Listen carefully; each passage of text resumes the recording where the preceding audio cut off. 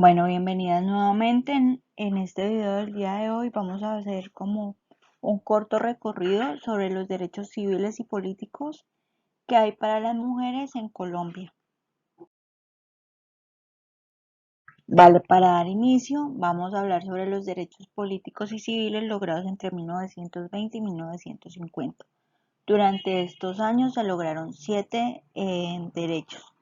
El primero de ellos fue el derecho del uso y administración de nuestros elementos personales, es decir, joyas, vestidos, instrumentos de la profesión. Por primera vez era la mujer dueña de ellos. Antes de esto, el hombre tenía poder sobre este tipo de elementos y podía decidir si quitárselos o no a la mujer. Después de esto tenemos la ley 124 de 1928. Eh, Esta ley por primera vez le abre la puerta a la mujer a tener una cuenta bancaria y establece que los depósitos hechos por mujeres casadas se tendrán como bienes propios del que solo pueden disponer las mismas depositantes. Sin embargo, con una salvedad, en caso de que el esposo tuviera problemas económicos y que fuera embargado, la cuenta de esta mujer podría ser embargada también. Después de eso tenemos la ley 28 de 1932. Con esta ley por primera vez las mujeres tenemos derecho a nuestros bienes y a celebrar contratos legales. Antes de esto los bienes eran pues de nuestro esposo, de nuestro padre o de nuestros hermanos, si no teníamos ninguna figura masculina que nos respaldara para administrar estos bienes, debíamos de contratar a una albacea para que hablara por nosotros, debido a que en la época no era legal de que las mujeres ni celebraran contratos ni que tuvieran a su cargo la administración de los bienes.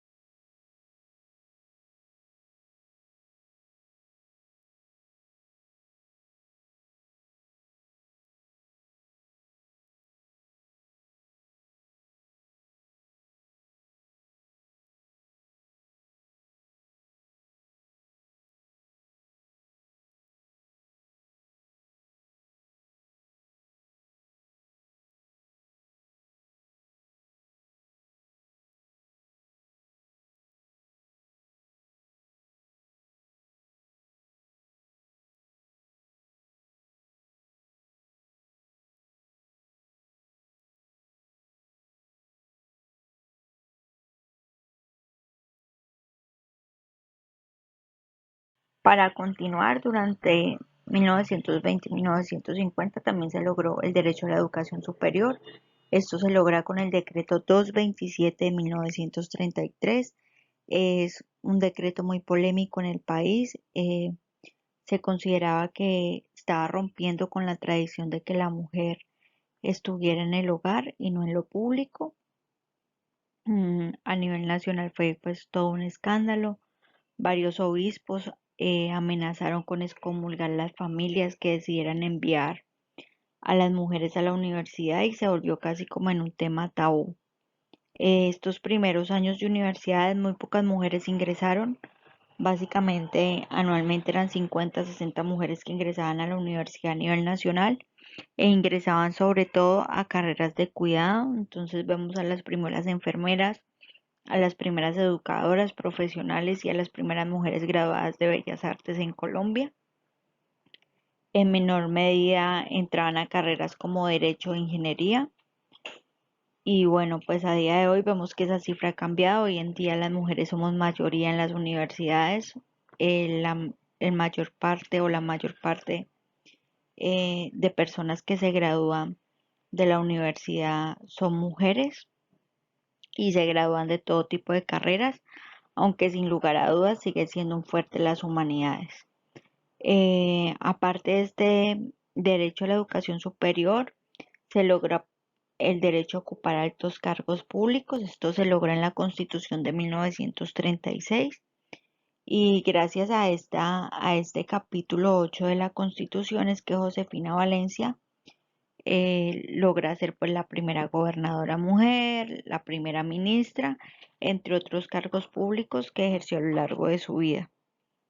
Después de esto, en 1946, perdón, la Ley 90 de 1946 y el decreto 2663 del 50, por primera vez le da el derecho a la compañera permanente a reclamar prestaciones sociales.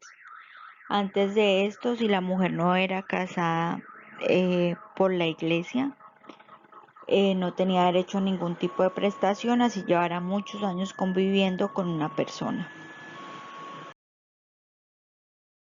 Pasemos a hablar sobre los derechos civiles y políticos que lograron las mujeres entre los años 1950 y 1980. Estos derechos en total son 4.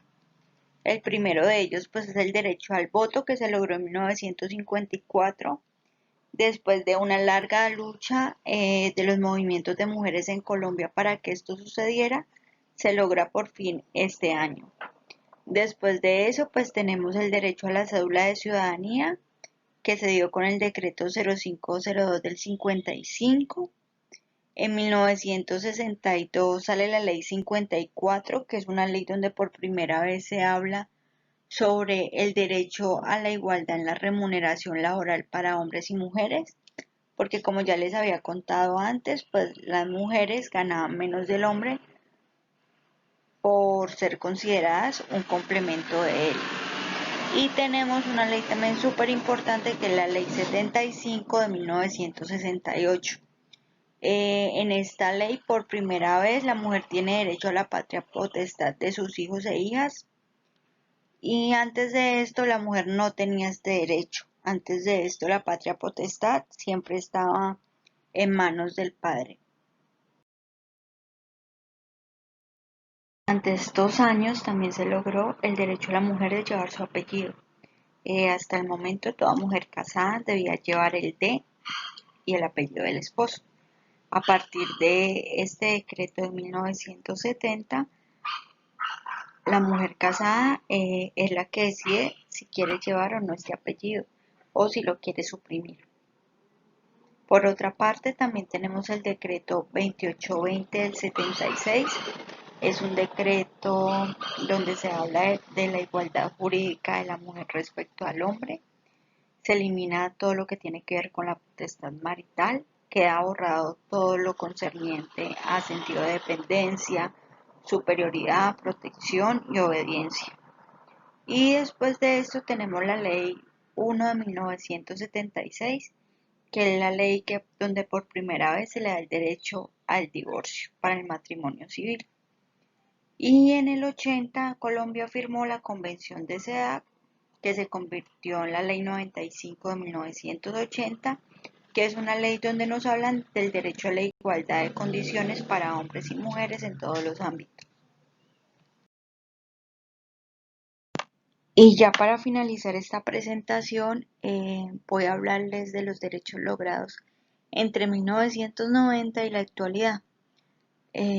Pues primero la Constitución Política del 91, que supuso un gran logro para las mujeres y un gran avance, ya que en ella se establece la igualdad entre hombres y mujeres colombianas y colombianas. Por otra parte, tenemos la sentencia C355 del 2006. Esta sentencia despenalizó el aborto en 3 situaciones: violación, malformación del feto y riesgo para la vida o salud de la gestante.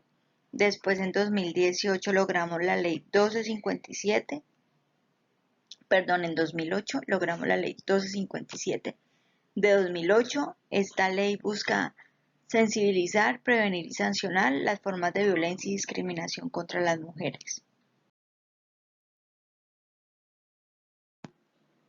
Por último, tenemos dos leyes. La ley Rosa Elvira Celis, que es la 1761 de 2015. Esta ley establece que el feminicidio es de tipo penal y permite condenar la muerte de una mujer por condición de ser mujer o por motivos de su identidad de género. Y por otra parte tenemos la ley 1773 de 2016, también conocida como la ley Natalia Ponce de León, y en ella se definen los ataques de ácido como un delito autónomo y no como lesiones personales, que era como se estaba juzgando hasta el momento. Y con esto, mujeres, pues terminaríamos como todo este recorrido de los derechos civiles y políticos logrados por las mujeres.